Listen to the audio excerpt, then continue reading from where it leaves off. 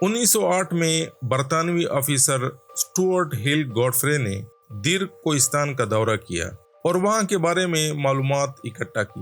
وہاں کے کوہستانی دادی قبائل کے مشران نے اسے بتایا کہ ان کے آباء و اجداد کو چند صدیوں پہلے اخون سالاک نامی شخص نے مشرف با اسلام کیا، اور یہ کہ اخون سالاک کے پوتے اس علاقے سے عشر وصول کرتے رہے۔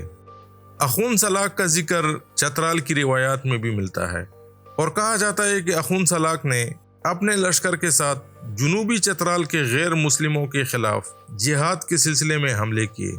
اسی طرح انڈس کوہستان یعنی ہزارہ ڈویژن کے کوہستان، سوات کوہستان اور تورغر کو بھی جہاد کے ذریعے مسلمان کرنے کی روایات میں اخون سالاک کا نام آتا ہے۔ خوشحال خان خٹک کے پوتے افضل خان خٹک کی لکھی ہوئی کتاب تاریخ مرصع کے مطابق اخون سالاک پشتونوں کے ترین قبیلے کے توغا شاخ سے تعلق رکھتے تھے۔ ان کے والد اپنے وطن سے ہجرت کر کے خٹک علاقے میں آباد ہو گئے تھے۔ اخون درویزہ اپنی کتاب تذکرۃ الابرار والاشرار میں انہیں خٹک افغانوں کا پیر کہتے ہیں۔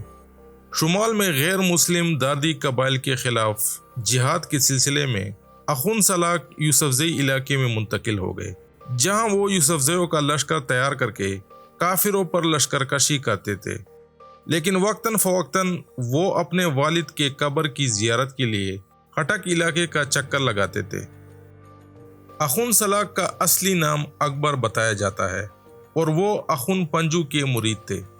اخون سالاک موجودہ ضلع شانگلہ کے کابل گرام گاؤں میں مستقل آباد ہو گئے تھے، جو کہ دریائے سندھ کے کنارے واقع ہے۔